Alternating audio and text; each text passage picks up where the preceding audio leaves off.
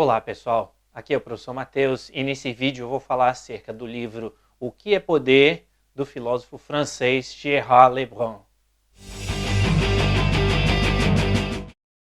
A quinta e última parte do livro se chama O Último Chefe e basicamente a ideia do Lebrun vai ser a de que em qualquer sistema político, não importa se é um sistema político liberal, se é um sistema político socialista, se é um sistema político democrático, se é um sistema político ditatorial, sempre vai existir em qualquer um desses sistemas políticos o último chefe, ou seja, aquela pessoa que vai exercer o poder político sobre os demais na sociedade. Nesse sentido, então, ele começa esse capítulo, mais uma vez concordando com as palavras de Tocqueville, acerca do que seria o despotismo democrático. Ou seja, seria aquela situação na qual o sistema político, ainda que formalmente democrático, já que existem eleições, existem partidos políticos, existe liberdade de expressão, etc., mesmo assim o sistema se torna um despotismo, ou seja, se torna um regime em que apenas alguns mandam como bem entenderem,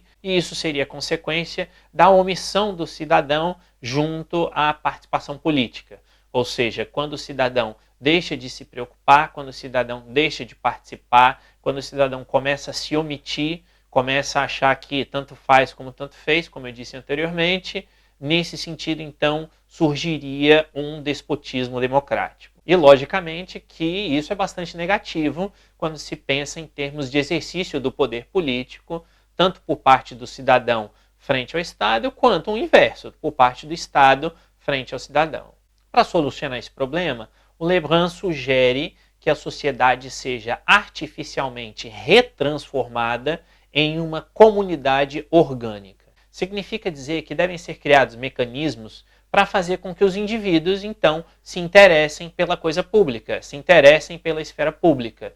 O Lebrun coloca que deve-se evitar fazer com que a liberdade econômica venha em primeiro lugar, porque, na visão dele, foi justamente a ênfase nessa liberdade econômica que fez com que os indivíduos começassem a se individualizar, começassem a se tornar cada vez mais individuais, ou seja, começassem a se preocupar apenas com aquilo que dizia respeito à sua esfera privada, em detrimento de se preocupar também com a esfera pública, com a coisa pública.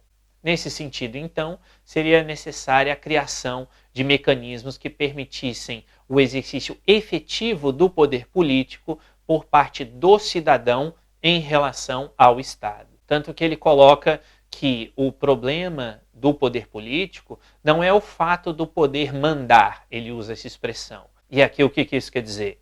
Ou seja, basta a gente se lembrar do que está lá na primeira parte do livro, quando ele fala a respeito do próprio conceito de poder, ou seja, de maneira bem genérica, o poder é quando um manda e o outro obedece.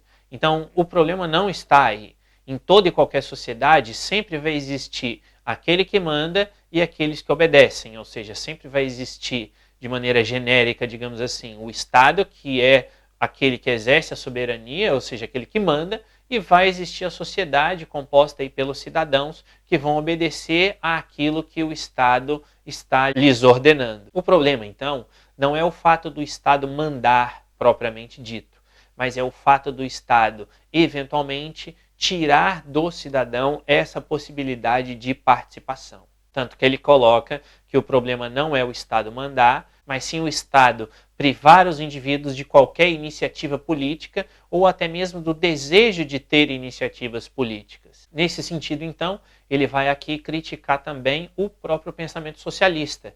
E ele vai igualar os dois, ou seja, ele vai dizer que tanto o pensamento liberal quanto o pensamento socialista são, em princípios, não democráticos. E por quê? Quer dizer, o pensamento liberal é não democrático porque ele incentiva o indivíduo a se preocupar com a sua liberdade na esfera econômica e a deixar a liberdade na esfera política em segundo plano. Quer dizer, seria aquela ideia que eu disse anteriormente de que o indivíduo deixa de se envolver com a coisa pública e isso então é negativo, já que isso dá origem ou pode dar origem a um despotismo democrático propriamente dito. Por outro lado, ele vai criticar o pensamento socialista, porque ele vai dizer, conforme o pensamento do Marx, que a revolução não é capaz de automaticamente transformar o regime político anterior em um regime democrático. Ou seja, seria trocar 6 por meia dúzia, né? Ou seja, em outras palavras, ele quer dizer que o fato de haver uma revolução proletária, né? De que os burgueses deixariam o poder do Estado e que agora passariam os proletários a governar, ou seja, que o proletariado estaria governando, isso não necessariamente seria suficiente para garantir uma efetiva democratização da sociedade como um todo. E nessas duas situações, tanto na situação liberal quanto na situação socialista, não haveria um controle efetivo do cidadão sobre o poder político do Estado. Ele termina o livro, então, dizendo que as pessoas não precisam ter medo do conceito de poder e, menos ainda, não precisam ter medo do próprio poder do Estado, já que o importante é buscar escolher boas pessoas para governar. É isso que ele coloca com outras palavras. Ele coloca que não se pode pressupor o fim do Estado, portanto, daí vem, né, o título dessa parte, sempre vai existir um último chefe, que é o próprio Estado, e que o que importa é efetivamente buscar saber, em cada caso, quem são os melhores líderes para exercer esse poder do Estado.